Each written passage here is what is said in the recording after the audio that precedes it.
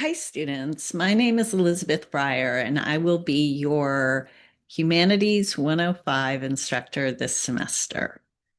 A lot of times when students are taking this class, they have a question about the title of the class, The Human Struggle.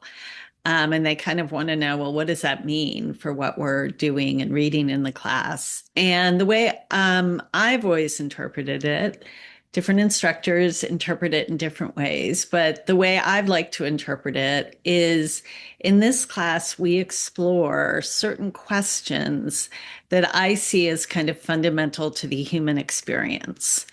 So I organized the readings in the class and the discussions around four different questions. And the questions are, how do we pursue truth and knowledge?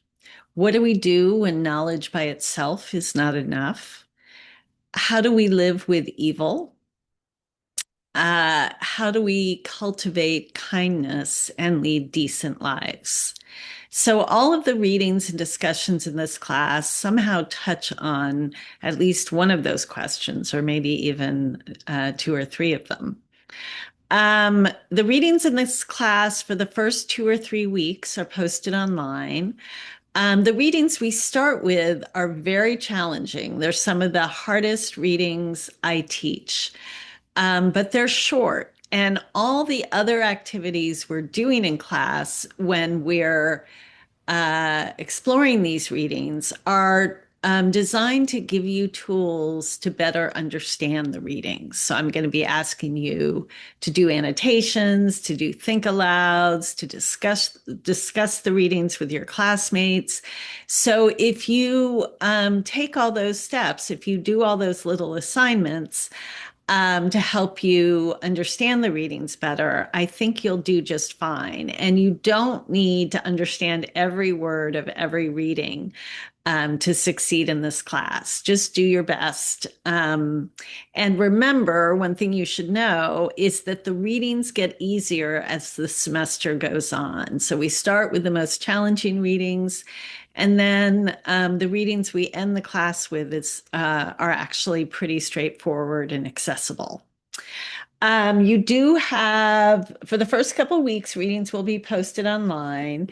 You do, though, have 3 books you need to buy, and you do need to buy these books. Ebooks are not allowed in this class, PDFs are not allowed. I've given you the ISBN numbers for the editions of the books you need to buy. The good news is they're very cheap. You might be able to find a few of them used. And you should be able to buy all 3 for less than $40, even if you buy them new. The first one is Frankenstein by Mary Shelley, this edition. The ISBN number is on the syllabus. Man's Search for Meaning by Viktor Frankl. Even if you get the right edition, the cover might look different, but it'll still have the same page numbers as this edition.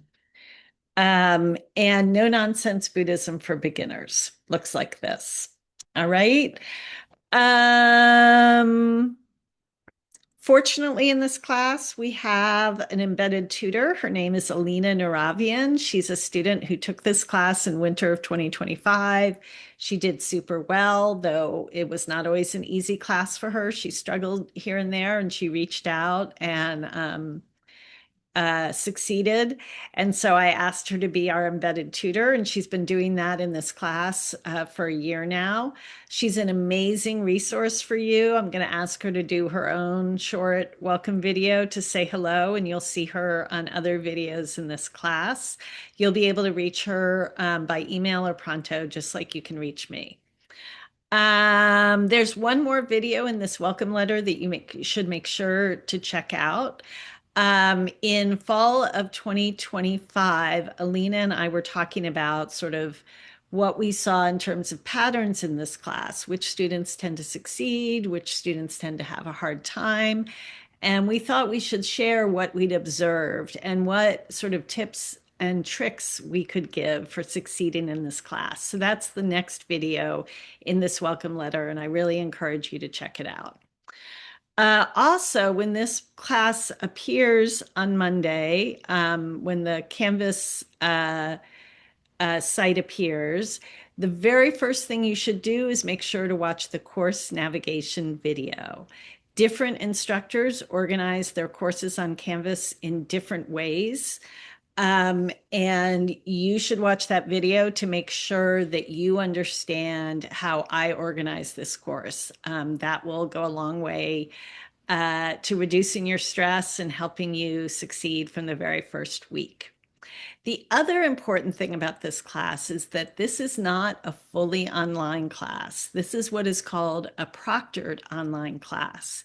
And that means that there are 4 Saturdays during the semester. I'll put the dates in the welcome letter when you are required to show up on campus in SG 136 from 10 to 1 to write a rough draft of a required essay for this class. All essays for this class, the rough draft will be written in person in a computer lab with me nearby. And there are several different advantages to a proctored online class. When you write your rough draft between 10 and 1 on a Saturday with me present, first of all, you've got me there. If you get stuck, I can help you. Second of all, when you write an essay for this class that way in a proctored environment where you're writing the rough draft on the spot over 3 hours in a computer lab, you can revise that essay as many times as you want.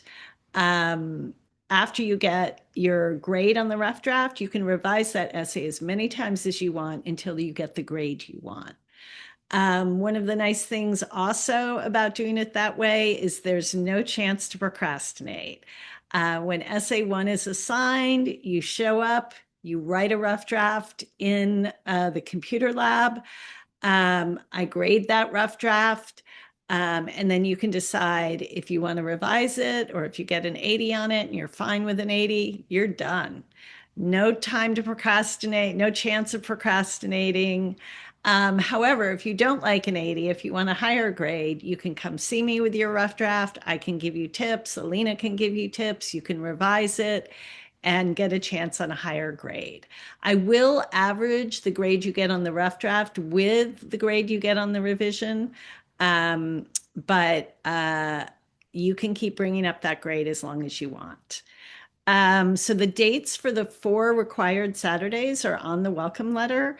There's also going to be an optional 5th Saturday, basically for extra credit at the end of the semester, and I'll list that date too.